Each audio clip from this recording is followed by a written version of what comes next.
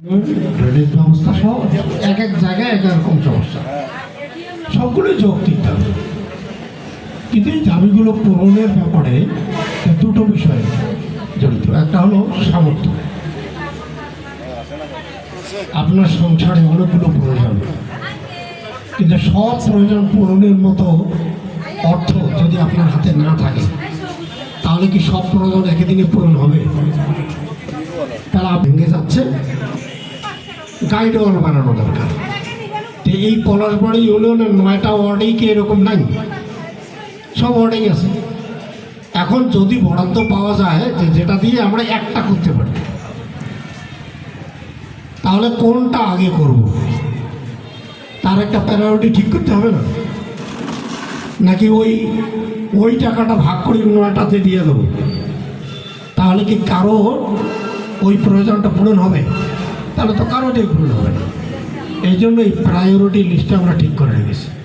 আমরা যতটুকু বরাদ্দ পাবো সেটুকু দিয়েই আমাদের অগ্রাধিকার ভিত্তিতে, যেটা আমাদের সমষ্টিগত দৃষ্টিতে আগে করা দরকার বলে বিবেচিত হবে, ওইটা আগে করবো। ঠিক।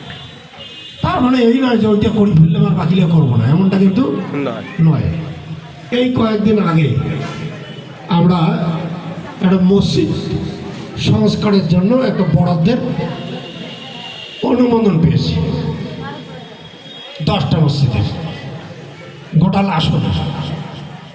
এখন আমাদের ইউনিয়ন কয়টা? 15টা। পৌরসভাটা আছে না, 16টা এরিয়া, কিন্তু আমরা সংখ্যায় পেয়েছি 10টা। তাহলে কি সব ইউনিয়নে একসাথে একদিনে দেওয়া সম্ভব হবে? না। আবার একটা ইউনিয়নে কি মসজিদ একটা? আপনারা যদি খেয়াল করেন দেখবেন যে একটা ইউনিয়নে অনেকগুলো মসজিদে ভাঙ্গি ফেলছে, নির্মাণের কাজ চলছে একসাথে। একটা ইউনিয়নেই 15টা 5টা 15টা 10টা পর্যন্ত এই অবস্থায় আছে। তাহলে সবগুলো কি একই দিনে দেওয়া সম্ভব? না। আমরা কোনো একটাকে দিয়ে দিয়েছি, যেটাকে দিয়েছি অন্তত ধরে নেওয়া উচিত যে একটা তো হলো, বাকিগুলো পরে গেছে। আপনারা একটু মুক্ত রাখবেন। আমরা এমন নই যে আপনাদের চাহিদাটা ভুলে গেছি, চাহিদাটা আমাদের মাথায় আছে, স্মরণে আছে, কিন্তু সামর্থ্যের অভাবে পূরণ করতে দেরি হচ্ছে। এই বিশ্বাসটা আপনারা আমাদের মনে রাখতে পারেন। আল্লাহ তাআলা আমাদের সকলের সহায়ক, আমাদের এই মহোদয়কে আল্লাহ তাআলা যথাযথভাবে তার দায়িত্ব পালনের তৌফিক দান করুন। তার পারিবারিক উদ্বেগ উৎকণ্ঠা থেকে আল্লাহ তাআলা তাকে মুক্ত করুন।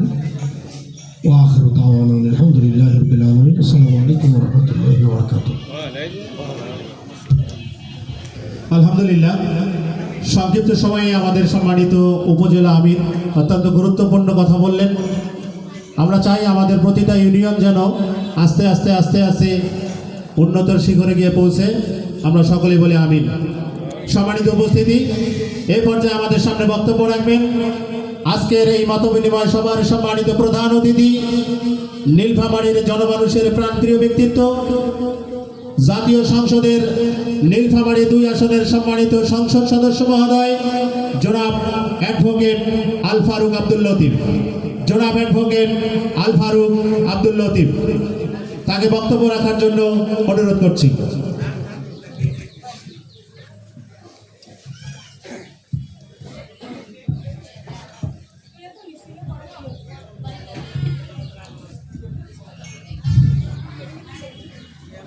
আউযু বিল্লাহি মিনাশ শাইতানির রাজিম।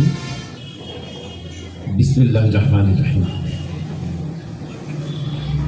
পলাশবাড়ি ইউনিয়ন কর্তৃক আয়োজিত আজকের এই মতবিনিময় সভার জনাব সভাপতি,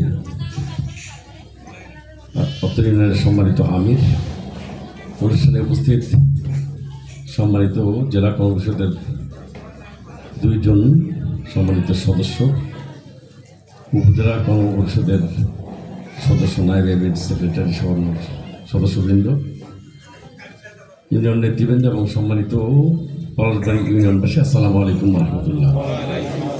মুসলিম ভাইদের প্রতি আমার আন্তরিক শুভেচ্ছা, আদাব। আমরা এই নির্বাচন পরবর্তী সময়ে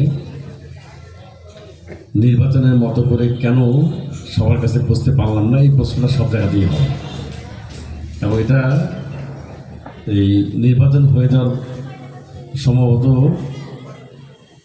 15 দিনের মধ্যে এই প্রশ্নটা আসা শুরু হয়েছে, যে এখনও আসলেন না। তা এটা আমি একটা হিসাব চিন্তা করি। আমি প্রার্থী হিসেবে মনোনীত হওয়ার পরে মোট 7.5 মাস কাজ করার সুযোগ পাইছি, 12 ফেব্রুয়ারি পর্যন্ত। এই 7.5 মাস কাজের সময় আমি লক্ষ্য করেছি যে আমরা একদিনে, প্রথম দিকে একটু কম ছিল, পরের দিকে একদিনে 15 থেকে 20টা পর্যন্ত প্রোগ্রাম করতাম। প্রোগ্রামগুলো একসাথে চলতে থাকতো। আমি একটার পর একটা প্রোগ্রামে উপস্থিত হতাম, 10, 15, 20 মিনিট, আধা ঘন্টা করে কথা বলতাম, আর একটা প্রোগ্রামে চলে যেতাম। এভাবে করে 7.5 মাসে প্রত্যেক দিন অসংখ্য প্রোগ্রাম করছি।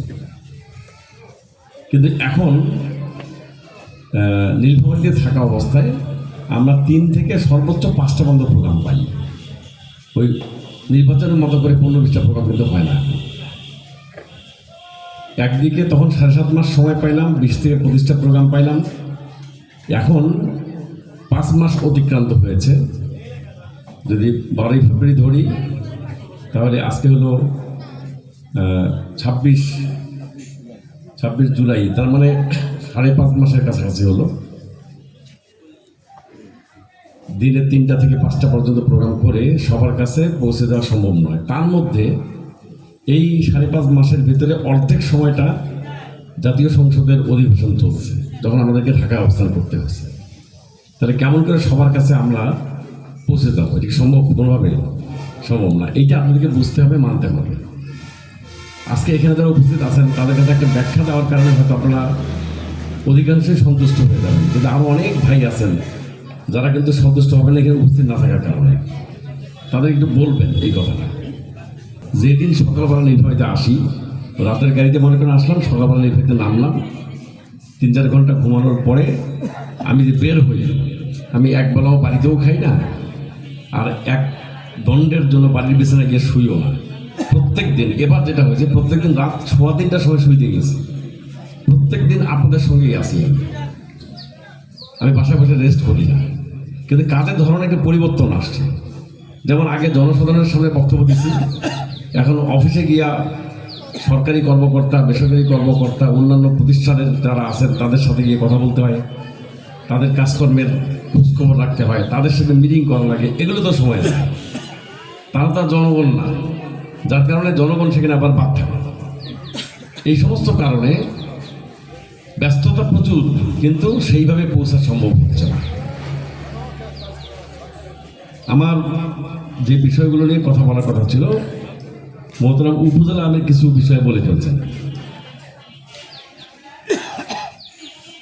আমি আপনাদেরকে নির্বাচন পূর্ববর্তী সময় যখন নির্বাচনের সমাবেশগুলোতে কথা বলতাম, তখন বলেছিলাম যে আমি একটা বিষয়ে ওয়াদা দিতে পারি, যে আমরা 2টা কাজ করব। একটা হলো যে আমার ইনসাফ প্রতিষ্ঠা করব, আর একটা বলেছিলাম যে শতভাগ স্বচ্ছ থাকবো। এই 2টা কথা বলেছিলাম, মনে আছে কি আপনাদের? ইনসাফের ব্যাপারে উনি একটা ব্যাখ্যা দিচ্ছেন, যে আমার ব্যাখ্যা একই ব্যাখ্যা। আমরা নির্বাচিত হওয়ার পরে শুরুতেই গোটা উপজেলাটাতে প্রত্যেকটা ইউনিয়নের প্রত্যেকটা ওয়ার্ডে সকল ধরনের শিক্ষা প্রতিষ্ঠান, স্কুল, কলেজ, মাদ্রাসা, সকল ধরনের ইবাদতের জায়গা, মানে ধর্মীয় প্রতিষ্ঠান, মসজিদ, মন্দির, প্যাগোডা যা আছে, এরপরে কবরস্থান, শ্মশানঘাট, এরকম যত প্রতিষ্ঠান, ঈদগাহ ময়দান যা আছে, প্রত্যেকটা তালিকা তৈরি করছে। শুধু তালিকা তৈরি করে শেষ করি নাই, উনি চমৎকার করে ব্যাখ্যা দিচ্ছেন। দেখলেন আমরা একটা অগ্রাধিকার লিস্ট তৈরি করছি, প্রত্যেকটা ইউনিয়নে এটা আছে। অগ্রাধিকার তালিকা তৈরি করার পরে আমরা এক একটা করে প্রজেক্ট পাচ্ছি। ওই তালিকা থেকে এক এক করে প্রতি জিনিসগুলো, কখনো স্কুল, কলেজ, মাদ্রাসা, কখনো মসজিদ, মন্দির, কখনো বা আপনার স্কুলের খেলার মাঠ, ঈদগাহ ময়দান বা ইত্যাদি, এগুলো আমরা এক এক করে ওই তালিকার মধ্যে, ওই প্রজেক্টের মধ্যে ঢুকাই দিচ্ছি। এভাবে করে যদি আমরা কাজ করতে থাকি, তাহলে আশা করা যায় 5 বছরের মাথায় উল্লেখযোগ্য সংখ্যক প্রতিষ্ঠান, উল্লেখযোগ্য সংখ্যক রাস্তা, উল্লেখযোগ্য সংখ্যক ধর্মীয় প্রতিষ্ঠানগুলোকে আমরা উন্নয়নের আওতায় আনতে পারবো ইনশাআল্লাহ। কিন্তু একদিনে সব করে ফেলা সম্ভব নয়। ইতিপূর্বে নীলফামারীতে সরকারি দলের এমপি ছিল না? তখন কি এমন হয়েছে যে সব রাস্তা পাকা হয়ে গেছে? এরকম কি হয়েছিল? হয়নি। তখন সব মসজিদ মন্দির পাকা হয়নি। এটার কারণ হলো দুইটা। একটা হলো যে সদিচ্ছার অভাব ছিল, চাই নাই করতে। আমার থেকে বেশি পারা সম্ভব ছিল, আমি যতটুকু পারবো তার থেকে সরকারি দলের এমপির আর একটু বেশি পারার সুযোগ আছে, কিন্তু সদিচ্ছা ছিল না। আর দ্বিতীয় যে বিষয়টা, সেটা হলো সম্পদের সীমাবদ্ধতা। আমি নির্বাচন পরবর্তী দুই একটা মিটিংয়ে এই কথা বলছিলাম যে এলজিডি থেকে একটা হিসাব পাইছি, 1 কিলোমিটার রাস্তা তৈরি করতে 1 কোটি টাকা খরচ হয়। 1 কিলোমিটার রাস্তা খরচ হয় 1 কোটি টাকা। নীলফামারীতে এলজিডির যে নাম্বারভুক্ত রাস্তা আছে তার পরিমাণ হলো 494 কিলোমিটার। আমি খুব খুশি হইলাম। আমি সংসদে একদিন কথা বলবো, তার আগে আগে আমি উপজেলা ইঞ্জিনিয়ারের কাছে একটা মেসেজ দিলাম যে আমাকে দ্রুত এই সংখ্যাটা দেন, পরিমাণটা দেন। উনি খুব দ্রুত লিখে একবার সই স্বাক্ষর করে আমাকে হোয়াটসঅ্যাপে পাঠিয়ে দিলেন। আমি ওইটা দেখে বক্তব্যে বললাম যে 494 কিলোমিটার রাস্তা কাঁচা আছে, এবং মনে মনে একটু খুশি হইলাম যে বেশিরভাগ রাস্তাই পাকা। পরে চিন্তা করলাম বক্তব্যের পর, রাস্তাতে আমিও ঘুরছি, তাতে আমার কাছে মনে হচ্ছে শত শত কিলোমিটার রাস্তা হলো কাঁচা। পরে মানে বিভিন্ন ইউনিয়নে গেছি, ইউনিয়নের দায়িত্বশীলদেরকে জিজ্ঞেস করছি যে আপনার ইউনিয়নে কাঁচা রাস্তা কয় কিলোমিটার? তো একটা ইউনিয়ন বলে যে তাদেরই হলো 350 কিলোমিটার রাস্তা কাঁচা। তো একটা ইউনিয়নে যদি 350 যদি গড়ে ধরি, 15টা ইউনিয়নে কত কিলোমিটার হয়? 4500 কিলোমিটার রাস্তা কাঁচা। অথচ রিপোর্টে আছে কত বললাম, 494 কিলোমিটার হলো কাঁচা রাস্তা। রিপোর্ট বলে নাম্বারভুক্ত রাস্তার ভিতরে এইটা বাকি।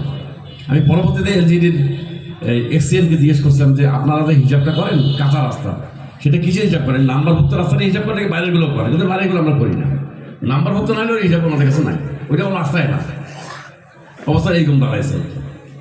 তো এই বিপুল সংখ্যক রাস্তা করতে গেলে যদি 450 কিলোমিটার হয়, 4500 কিলোমিটার যদি বাকি থাকে রাস্তা, কাঁচা রাস্তা, 4500 গুণন 1 কোটি কত হয়?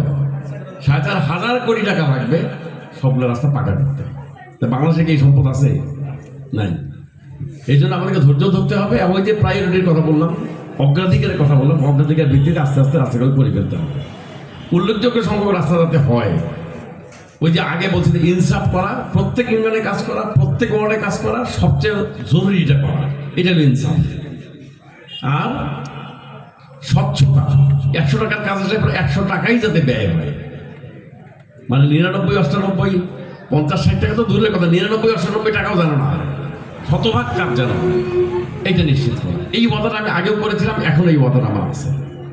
আমরা ইনশাআল্লাহ এই দুটো কাজ করবো, ইনসাফ করবো, শতভাগ স্বচ্ছতা নিশ্চিত করবো ইনশাআল্লাহ। এরপরে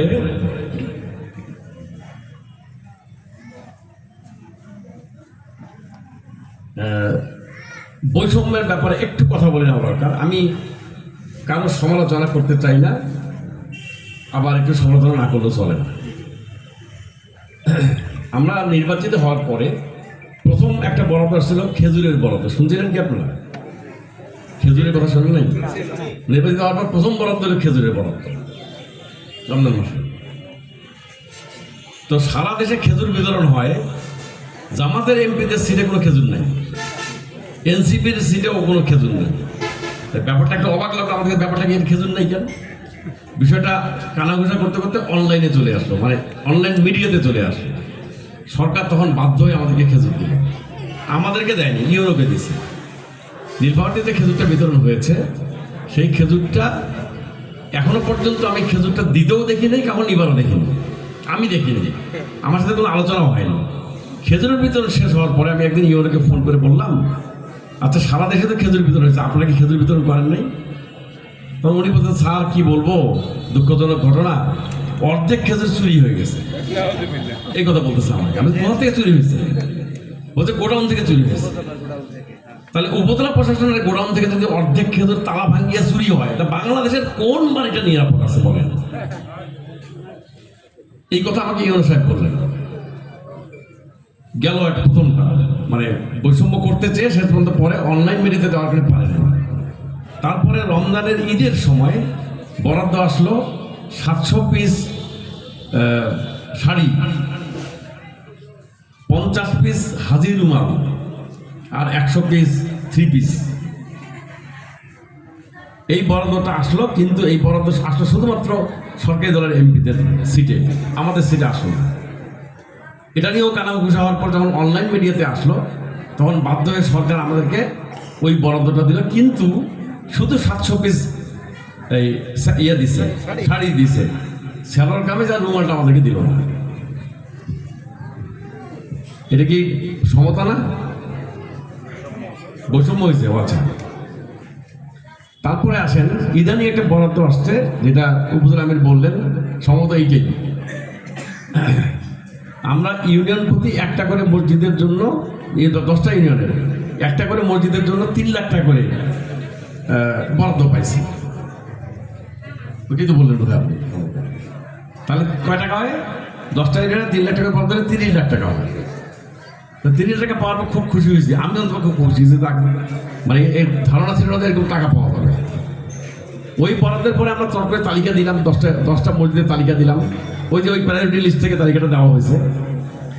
ওই তালিকা দেওয়ার পরে তালিকা অনুযায়ী যখন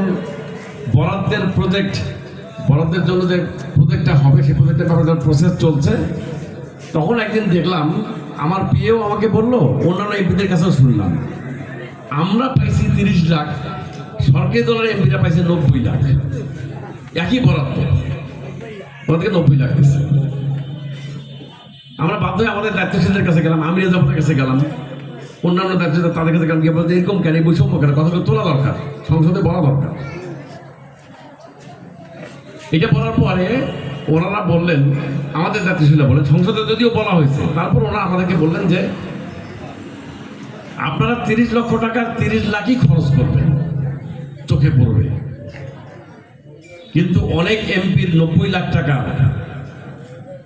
85 লাখ টাকাও 5 লাখ টাকাও খরচ হবে না, 85 লাখ টাকাই পকেটে চলে যাবে। তাহলে 5 লাখ বেশি দেখা যাবে না 30 লাখ বেশি দেখা যাবে? 30 লাখটাই বেশি দেখা যাবে। ওনার পর যে এইটার উপর নির্ভর করে, দেয় তো নাই, কি করবেন? কিন্তু কাজ করে দেখা দেন, আপনাদেরটাই চোখে পড়বে আল্লাহ পক্ষ থেকে। এটা বললেন।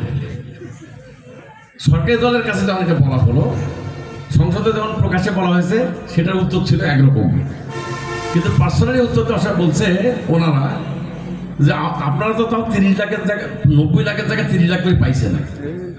আওয়ামী লীগ যখন ক্ষমতায় ছিল তখন আমাদেরকে 1 টাকাও দেয়নি। এটা সরকারি দল আমাদেরকে বলতেছে, মানে ওরা বলতে চাচ্ছে আপনারা তো কিছু পাইছেন, আওয়ামী লীগের আমরা কিছু পাইনি। মানে যা দিছে শুধু আওয়ামী লীগকেই দিছে, বিরোধী দলকে দেয়নি। এইটা ওনারা জবাব দিলেন। এটাও বৈষম্য না? তো এটা চলছে, এটা চলবে। তবে আমি বৈষম্যের ক্ষেত্রে এই যে জাতীয় ভিত্তিক কিছু বিষয় বললাম, এগুলো হয়তো কেন্দ্রীয় সিদ্ধান্তের বিষয় তাদের মন্ত্রিসভা, কিন্তু আচরণগত দিক থেকে জেলা পর্যায়ের এই সরকারি দলের লোকজনের যে আচরণ দেখছি, কেন্দ্রীয় পর্যায়ে মন্ত্রীদের আচরণ একদম আমি পাই না। ওনারা অনেক নমনীয়, ওনারা অনেক সহযোগী, কোঅপারেটিভ, এটা আমার কাছে মনে হয়েছে। আমি এ যাবৎকালে বেশ কয়েকজন মন্ত্রীর সাথে সাক্ষাৎ করেছি। আমি আমার এলাকার জন্য তাদের কাছে দাবি করছি, তারা প্রত্যেকে অত্যন্ত আন্তরিকতার সাথে আমার কথাগুলো শুনেছেন। এবং একটা উদাহরণ দেই, আমি অনেকগুলো মেগা প্রজেক্টের কথা বলি, বড় বড় প্রজেক্টের কথা বলছি, ইলেকশনের সময় বলছি। যেমন আত্রাই নদীর উপর ব্রিজের কথা বলছিলাম না, মনে আছে? তারপরে ঠাকুরগাঁ থেকে নীলফামারী পর্যন্ত মানে আপনার হাইওয়ে নির্মাণ করা, নীলফামারী থেকে কিশোরগঞ্জ হয়ে পাগলাবির পর্যন্ত হাইওয়ে নির্মাণ করা, এটা বলছিলাম না? নীলফামারী শহরের চারিদিক দিয়ে রিং রোড নির্মাণের কথা বলছিলাম না? নীলফামারীর প্রধান সড়কটাকে 6 লেন বা 8 লেনে রূপান্তর করে মাঝখানে আই লেন দেওয়ার কথা বলছিলাম না? মনে আছে আপনাদের? ভুলে গিয়েছেন? আছে মনে? এগুলো অনেকগুলো চিন্তা ভাবনা নিয়ে আমি ওই সংসদে কিন্তু এগুলো প্রশ্নগুলো আমি প্রায় দিই, কিন্তু সবগুলো আপনার এই বিষয়টা জানেন কি না, সংসদে কিন্তু এমন না যে দাঁড়িয়ে একজন স্পিকার সাহেব আমি একটা কথা কব, স্পিকার বলে হ্যাঁ কম, এরকম না। কিন্তু ওখানে কেউ কোনো কথা বলতে চাইলে পরে এই কথার জন্য তাকে প্রশ্ন দিতে হয়, বিভিন্ন ধারায় প্রশ্ন দেওয়া যায়, বিভিন্ন আপনার কি বলে বিধিতে, 42 বিধিতে প্রশ্ন দেওয়া যায়, 68 বিধিতে প্রশ্ন দেওয়া যায়, 71 বিধিতে দেওয়া যায়, 131 বিধিতে দেওয়া যায়, নানানভাবে দেওয়া যায়। কিন্তু এগুলো নিয়মটা হলো 42 দিনে প্রশ্ন দিলে পরে বেসরকারি সদস্যদেরকে 15 দিন আগে প্রশ্ন দেওয়া হয়। মানে আমি যদি আজকে প্রশ্ন দিই তাই 15 দিন পরে এই প্রশ্নটা রাখবে ইয়াতে সংসদে, এটা হলো নিয়ম। আবার আমারটা দিলেই যে আমাকে ডাকবে এমন নয়, কারণ এরকম এমপি আছে 350 জন, সবাই তো প্রশ্ন দিবে, ওগুলো প্রশ্ন আলোচনা হবে মাত্র 15টা। 350 যদি একটা করে দেয় তা কয়টা হয়? 350 প্রশ্ন হয়তো দিবে তো 15টা। লটারি হয়, লটারিতে যদি ভাগ্যে থাকে তাহলে আসে। আমাদের ইনফ্লুয়েন্স 4 জন এমপির মধ্যে সম্ভবত ভাগ্যটা আমার সবচেয়ে ভালো। আমি এর মধ্যে 6-7 বার কথা কইছি, বাকি 3 জন এমপি কিন্তু এই পরিমাণ কথা বলতে পারেননি, ভাগ্যে গুলায়নি। তা আমি আত্রায়ের ব্রিজের উপরে, ব্রিজের নির্মাণের ব্যাপারে আমি অন্যান্যগুলো বলছি, এটার ব্যাপারে আমি কথা বলছি। আমার বক্তব্যের পরে নামাজ তো সময় নেই, আমাকে আমি বক্তব্যের পরে এটা